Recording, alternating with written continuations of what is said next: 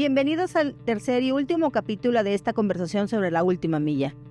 En los episodios anteriores hablamos sobre el crecimiento de la última milla, su impacto estratégico, los retos operativos y la presión que existen entre el costo, velocidad y el nivel de servicio. Y para cerrar esta serie queremos enfocarnos en dos temas que ya son imposibles de separar de la logística moderna: la sustentabilidad y la experiencia del cliente, de cómo se adapta la última milla a ciudades cada vez más congestionadas.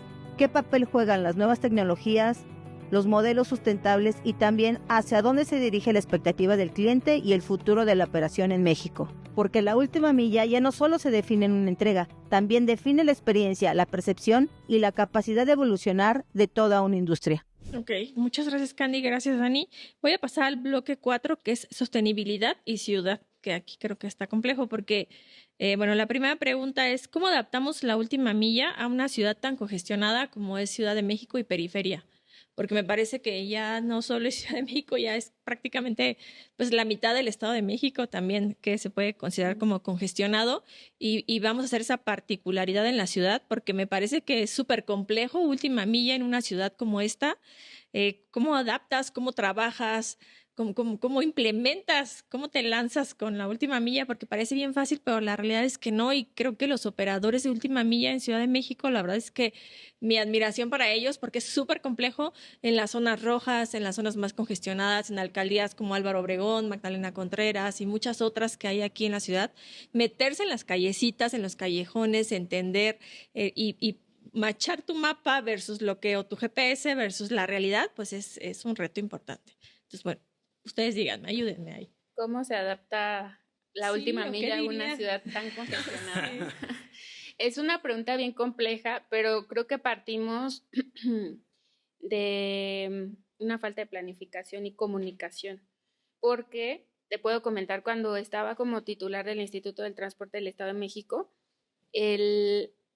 un problema que pues todos sabemos que hay es esta falta de coordinación. Se crean políticas para transporte público masivo, pero el transporte de carga siempre se queda olvidado, ¿no? Y entonces no hay esta comunicación de los corredores logísticos, de si vamos a poner, no sé, un corredor de transporte masivo sobre periférico, ¿no? Y por dónde va a pasar la carga entonces, ¿no?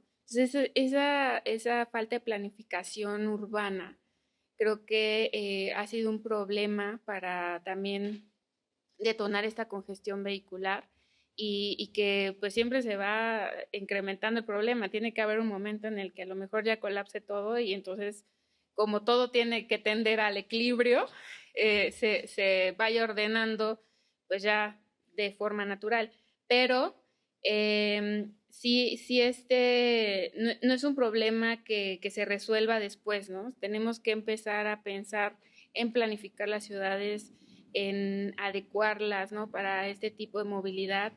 Y es difícil cuando hablamos de repente de desarrollo orientado al transporte, porque ya en una ciudad que está tan congestionada, que tiene una densidad de población pues tan alta, simplemente decir vamos a desarrollar un área para que sea una ecozona y entonces en esa ecozona circulen vehículos de última milla que sean eléctricos y que tengamos acceso a transporte público eléctrico. Empieza a haber, por otro lado, esta parte política, ¿no? Que les decía yo al principio, o sea, el gremio pide libertad para operar, para poder llegar a la última milla. Pero si empezamos a mirar el medio ambiente y a crear estas políticas que sean restrictivas, ¿no? Entonces el gremio se tiene que ir sumando a poder migrar a estas políticas pues ambientales. Y pues de alguna manera tenemos que ceder todos, ¿no? Tanto el gremio en mejorar su operación, en hacerlo con vehículos más limpios, como también pues el gobierno en tener esta planificación pues ya más consolidada junto con ellos, ¿no? Siempre la coordinación es lo más importante y la comunicación en estas políticas. Gracias, Candy. Daniel. Sí, me sumo igual. Creo que la política pública del autotransporte tiene que estar enfocada a poder liberar zonas. Hoy en día el transporte se hace, ahora sí, como hormiguita, donde puedas poder ver, ¿no? Y creo que sí tenemos que tener rutas muy marcadas con la intención de no generar conglomeración en las zonas metropolitanas, ¿no? La metrópoli es donde normalmente se hace más carga y se hace más complejo, ¿no? Las zonas de poder, donde podemos parar, ¿no? Muchas veces, y la última milla se entrega donde se puede, no hay lugares o paraderos donde transportistas puedan tener zonas seguras para poder separar. Entonces, ¿qué es lo que hacen? Pues realmente se estacionan en doble fila, uno baja, el otro tiene que ir a dar la vuelta, posiblemente pues, nos estén multando, ¿no? Las autoridades, justo porque no estamos cumpliendo con esta regulación, pero justo es porque no existe una. Entonces sí tenemos que hacer un frente común para habilitarnos en entender qué es lo que está pidiendo el gremio, ¿no? O sea, cómo podemos ayudar a ser más ágiles y no solamente hablando como compañía de transporte, sino como política pública. En cuestiones de transporte, creo que la parte del reconocimiento territorial es básico. Las plataformas hoy en día lo hacen, hay plataformas con inteligencia artificial que lo hacen, pero realmente yo creo que hoy no hay ninguna que esté tan adaptada para entender por las zonas, ¿no? Creo que hoy tú vas a entregar a una zona metrópoli y el sistema no sabe que el día de mañana hay un mercado sobre ruedas, ¿no? O que el día de pasado mañana pues se cierra porque hay feria, ¿no? Entonces creo que hoy no estamos mirando eso y debemos de nosotros adaptarnos al mercado. Tenemos que tener esa flexibilidad de saber cómo vamos a atender el día de mañana, ¿no? De cómo tenemos que cambiarnos. Entonces, cuando en nuestras compañías no es de por lo que es hoy, mañana posiblemente ya cambió completamente. Entonces, tenemos que trabajar con nuestros equipos a definir lo que hoy estamos haciendo, el día de mañana va a cambiar. Esto no está firmado en piedra. El trabajo es un rol que va a ir cambiando conforme nos pide la marcha. Entonces, sí es algo bien importante y justo en sostenibilidad, pues como bien comenta Candy, creo que las unidades eléctricas es lo de hoy, ¿no? Y más para las zonas donde tienen mayor densidad y los tramos no son tan extensos. Creo que si hoy como empresa de transporte tienes que dar miras mucho al equipo eléctrico, eso es lo de hoy. El día de mañana, cuando sea una obligación y tú tengas que empezar a adaptarte, ¿no?, a la nueva marcha, pues va a ser muy complicado. Hoy tenemos que empezar a tener como estos lapsos, ¿no? Fases dentro de tu compañía para dar una adaptabilidad al cambio, y creo que sí es algo que pues se tiene que hacer de alguna manera. Muchas gracias. Y hablando del tema de rutas y justamente de que el tianguis, la feria y bueno, todas esas particularidades que llega a tener México, ¿cuál es el papel que juegan todas las rutas inteligentes, todos los GPS que hay en el tema de última milla en una ciudad como México o en un país incluso como México? O sea, ¿creen que haya realmente alguna tecnología que en ese sentido tenga, pues por lo menos, no sé, un 80% de apego a lo que se vive en nuestro país? ¿O qué recomendarían ahí en ese sentido? Pues dale, adelante. Yo creo que sí hay, o sea, sí hay tecnología.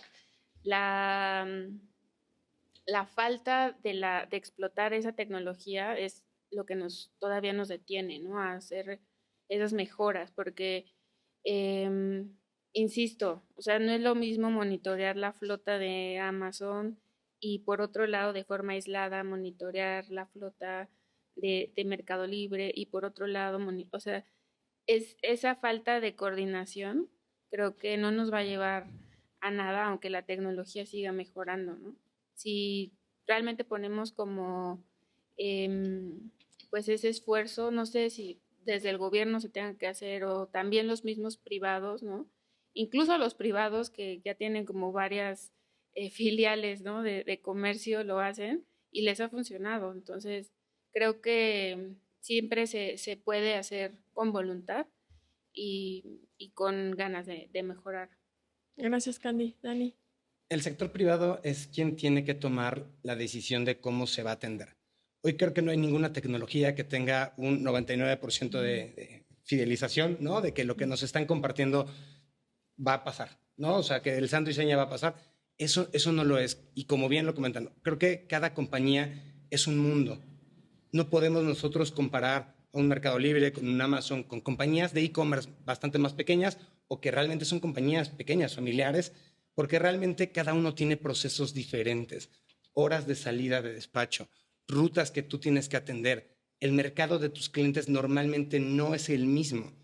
también entender si es que se necesitan las pruebas de entrega digitales. Entonces ya entramos en un proceso mucho más profundo en el que no solamente tenemos que mirar a si se va a entregar la unidad, ¿no? ¿Cómo tu cliente te va a pagar? O te va a pagar o no te va a pagar si no tienes las pruebas digitales. Y si entregamos arriba de 1 hora, ¿te penalizan o no te penalizan? Entonces, estas variables dependen de cada compañía, porque tú como empresa de transporte o como shipper, eres quien define estas variables y tu cliente es quien te va a definir si es que las acepta o no. Entonces, ahí convergen 2 cosas, ¿no? Lo que tú como compañía vas a ofrecer y lo que tu cliente te va a aceptar. Entonces, no podemos ninguno de los otros aceptar las 2 cosas y por lo mismo entran ahora sí que converge dentro de esto las empresas digitales. Todas las compañías de telemetría, de tecnología que estamos ocupando, se tienen que adaptar a nuestro proceso como compañía madre, ¿no? Como tú, el usuario único, porque no podemos, aunque seamos última milla todos vamos a operar de una manera diferente. Entonces creo que sí, nosotros tenemos que seleccionar de acuerdo a lo que nosotros estemos buscando. Gracias, Dani. Gracias, Candy. ¿Qué puede hacer la industria sin esperar que todo venga del gobierno o de alguna otra compañía de tecnología grande con la infraestructura? Si yo soy una compañía de última milla, pequeña, grande o chiquitita, ¿qué es lo que yo podría atender dentro de mi responsabilidad sin que venga algún impulso de afuera? O sea, ¿qué queda dentro de mi trinchera? Yo creo que algo, por ejemplo, que no tocamos y que a lo mejor vale la pena es estos micro hubs, ¿no? de logística, que a lo mejor pueden ser una solución. Al final, ¿cómo lo vamos a solucionar? Pues tiene que haber un conjunto de soluciones para poder arreglar todo este problema de última milla. Pero los micro hubs que puede ser una pieza clave, permiten consolidar envíos por zona, ¿no? Y entonces, en lugar de llegar al punto final, ¿no? Llegan ya a una zona en donde el reparto puede ser más sencillo o más rápido. Y creo que la industria, al final, ¿cómo puede resolverlo? Siempre pueden resolverlo sin esperar al gobierno o sin esperar esa regulación perfecta, porque si hay ganas de resolverlo, se resuelve, ¿no? Y si hay un beneficio económico, si ya hablamos al principio de que la última milla es más costosa, es más ineficiente y se puede sacar muchas ventajas, creo que a lo mejor valdría la pena mirarlo desde ese punto.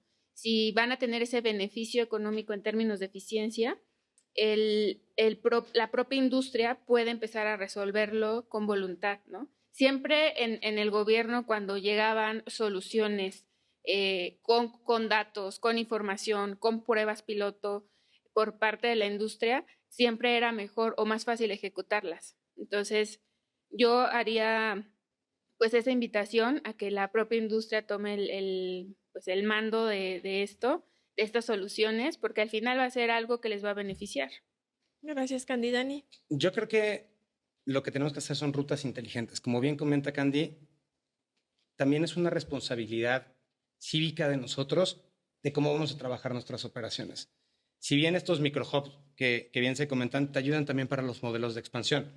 Tú cuando tienes alguna ruta que atender de una foránea o alguna donde tu localidad de hub inicial no alcanza la trayectoria para poder entender, en primera que encareces tu servicio y puedes tener muchas unidades en calle.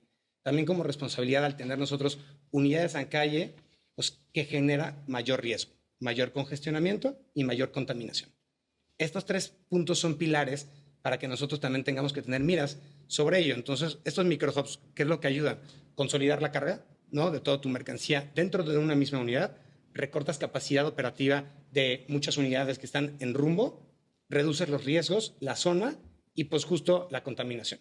Entonces, creo que también eso ayuda mucho para que tú como plan de crecimiento estratégico, estos microhubs y almacenes te ayudan a poder centralizar tu información de una manera segura, también en cuestiones de robos, y que de allá tú puedas detonar a tus clientes finales. Entonces, el costo competitivo que tú puedes ofrecer hacia tu consumidor final siempre va a mejorar. Entonces, sí hay que hacer como un análisis de rutas inteligentes. Y la ruta inteligente es cuál es la zona cuál es la ruta exacta, ¿no? De punto a punto donde yo tengo que ir como camión y todo el trasfondo que hay, ¿no? La parte operativa, a dónde debo de llegar y por qué debo de llegar a esa manera. Los horarios de despacho. Yo lo he notado mucho, ¿no? Donde en ocasiones llegan en horarios que pasan pasando mediodía, pero ya no da la oportunidad para que hagas un ciclo de liberar tu primer despacho del día para entregarlo. ¿Qué tal si recorres tus ventanas de salida de despacho y posiblemente sí lo haces en este microhub, optimizas tu tiempo y tú puedas entregarlo? Entonces, estar liberando costo, ventanas de tiempo, también costos operativos que encarecen tu operación. Entonces, creo que la parte de rutas inteligentes sí es algo que debes de tener muy bien identificado para tu empresa. Gracias a los dos. Y pasamos a la última parte, que es la experiencia y el futuro de la última milla, que es todo un reto, me parece. ¿Qué creen que espera el cliente y que ya no perdona? Sobre todo, creo que el tema del cliente hoy en día se divide como en varias generaciones, porque de repente tienes pues a nuestra generación, una generación antes, y también tienes a la nueva generación, ¿no? Entonces, de repente, darle, pues, a los 3 clientes que queden satisfechos son necesidades distintas. Sí. Entonces, ¿qué me dirían ahí? Yo creo que primero, a lo mejor a nosotros nos tocó todavía este tema de lo que llegue más rápido, ¿no? Siempre teníamos esa urgencia, pero yo insisto que ya ahora la nueva generación ya no solo exige rapidez, sino ya empieza a preguntar cómo llegó el paquete. Y el 80% de los compradores ya digitales en México, según la AMBO, ya pregunta o considera los beneficios de logística de su paquete. Y la promesa se rompe no solo la promesa no solo es el tiempo, sino también ese dato de confianza, ¿no? Entonces, creo que esto, como decía, viene como el caos, y de repente ya todo tiene que tender otra vez al equilibrio porque pues ya la misma sociedad lo pide y las normas internacionales. Entonces, en el lado, por ejemplo, del transporte público, lo que aprendimos fue algo similar, ¿no? Cuando la línea de Metrobús fallaba, pues no se crea, o sea, ese enojo por parte de las personas usuarias de transporte público, pero hay un problema de reputación institucional, ¿no? Y entonces la última milla tiene el mismo caso, ¿no? Hay una falta de reputación de marca, ¿no? Ya ahora, si no lo haces cuidando el medio ambiente. Gracias, Dani. Pues yo creo que uno como usuario final puedes perdonar una demora, pero no un mal cumplimiento. Tú vas a comprar algo y te dicen, oye, no va a llegar hoy, va a llegar el día de mañana, pero te avisaron en tiempo, posiblemente igual y tu enojo no sea el esperado, ¿no? Pero si no te avisaron que no llegó, o posiblemente que llegó, pero tú no te enteraste, esa experiencia, yo creo que ese es el factor más importante que tenemos. Entonces, nosotros sí debemos de, pues, mirar, ¿no? De el cumplimiento, la velocidad, pero más que nada el cumplimiento, ¿no? Uh-huh. Si es el cumplimiento y la comunicación. Son los 2 pilares dentro de la última milla. Si tú no tienes comunicación como parte 1 y cumplimiento, no vas a lograr poder crecer. He visto compañías donde la rentabilidad de la empresa se ve muy mermada por la última milla. Las compañías se enfocan mucho a veces en la parte de almacén, cómo vamos a despachar, cómo vamos a hacer el pick and pack, cómo vamos a hacer 1,000,000 de cosas, pero lo último que miran es la última milla. Y yo creo que la última milla es realmente la experiencia de tu cliente, porque tú puedes estar haciendo circo, maroma y teatro, pero si finalmente tú no entregaste como se debía, mermas todo lo que está haciendo una compañía. Puede ser que el producto sea bueno, puede ser que todo lo que hiciste anteriormente cumplió con todos los KPIs, pero el cliente lo único que ve son 3 hitos, que es, me entregaron en tiempo, se me comunicó y fue fácil poder solicitar el pedido, ¿no? Tú como consumidor lo primero que ves es, ¿lo hice rápido? Sí, pude comprar rapidísimo, listo. Me están avisando en todo momento y llegó en tiempo. Todo lo que pase en ese inter o después no se ve y es lo único lamentablemente que evalúa un cliente. Posiblemente el producto, si estuvo bien o estuvo mal, pues ya verán las especificaciones, pero en realidad esos 3 pilares son los que el cliente te va a valorar a ti. Entonces tú como compañía tienes que estar muy enfocado en la experiencia que va a tener.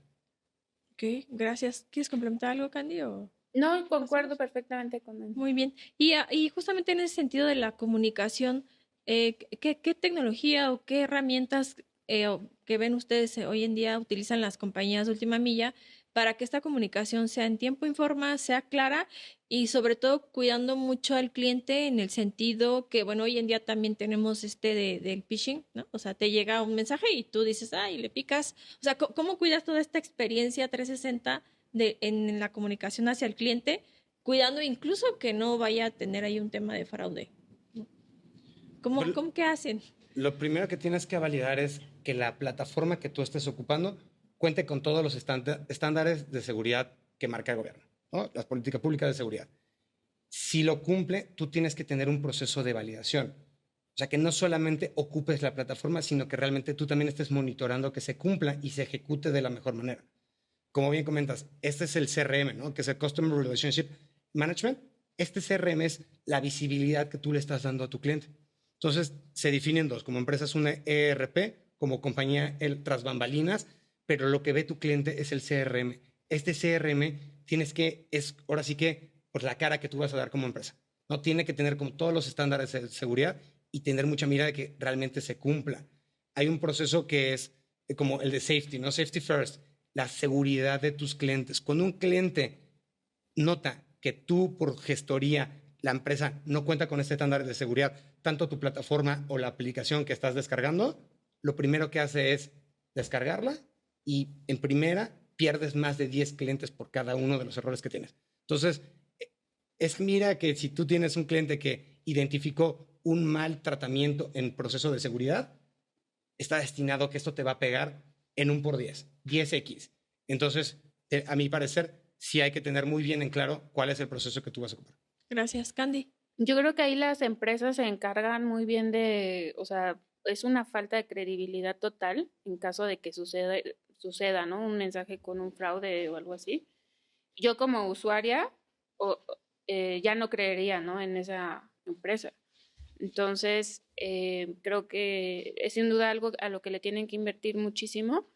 Y este boom de datos y de información y la falta de regulación, creo que en algún momento igual va a alcanzarnos el problema y alguien, pues igual, tal vez el gobierno tiene que tomar esas riendas, ¿no? De cómo crear sistemas más seguros, tanto en información y cómo hacer también un manejo adecuado de la información, porque no tenemos esos controles hoy en día. Sí, concuerdo, ¿no? Y muchas compañías, no solo de última milla, han vivido todo este tema de hackeo de datos, que es de lo más valioso que en teoría tenemos, nuestra información. Cuiden su información, por cierto.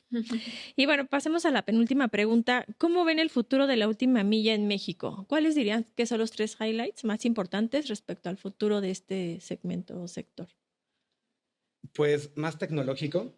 Creo que con las regulaciones que bien se comentaron hace un momento, las empresas están adaptando mucha tecnología.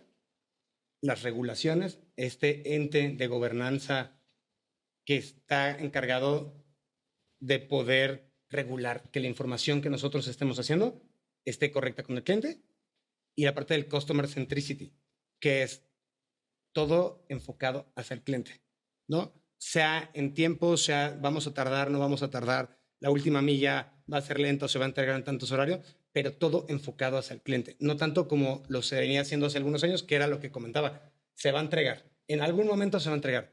Si no, se va a entregar, pero yo te voy a estar dando todo este seguimiento. Un trasfondo muy adecuado y muy detallado de dónde está visibilidad, comunicación y entrega.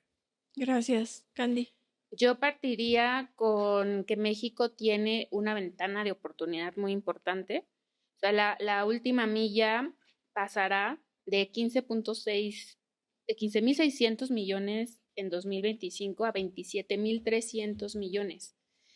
Y puede hacerlo, como ya hablamos aquí, respetando el medio ambiente, teniendo mejores costos, mejores oportunidades y un mejor servicio hacia el cliente. Y esa ventana de oportunidad es única, ¿no? Porque estamos en el momento justo en el que podemos darle ese ecosistema correcto a la última milla.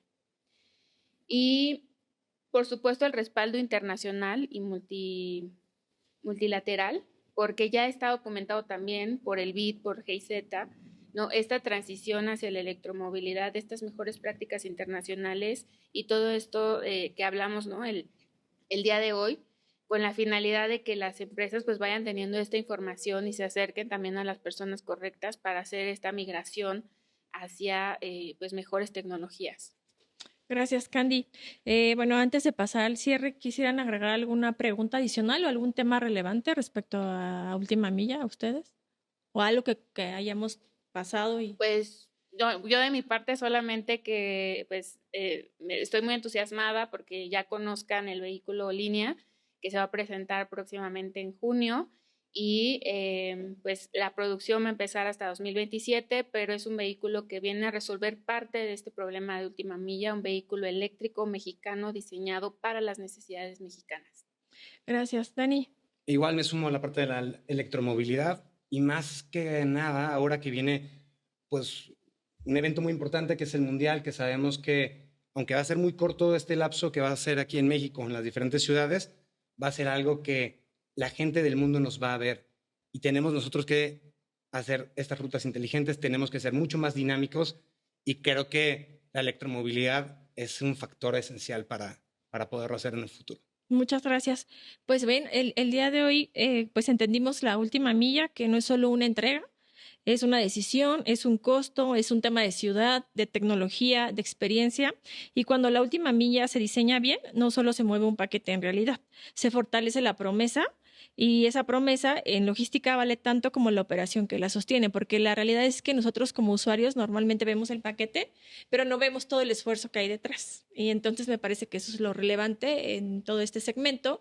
Y bueno, el operador de las unidades de Última Milla, la verdad es que hace una labor pues yo diría que es invaluable porque muchas veces se enfrenta a inseguridad, a climas, hay zonas cerradas, a zonas que están en mantenimiento, asaltos, zonas rojas, etcétera. Y a veces hasta pagan su cuota en la colonia, en la calle, de 10, 15 pesos o más a la semana para que puedan entrar y salir de la colonia sin ningún problema, no los asalten, no les roben mercancía, etcétera. Entonces, la realidad es que hay mucho tema alrededor de Última Milla. Entonces, muchas gracias, Candy y Dani. Me gustaría darles la palabra para su último mensaje de cierre para nuestra audiencia, por favor. Muchas gracias. Pues no intentes hacer la última milla lo más rápido posible a todo costo, sino más bien hazla inteligente. Candy. Yo diría que haz la última milla, que sea cuidadora con el medio ambiente. Ok, pues muchas gracias, ya escucharon.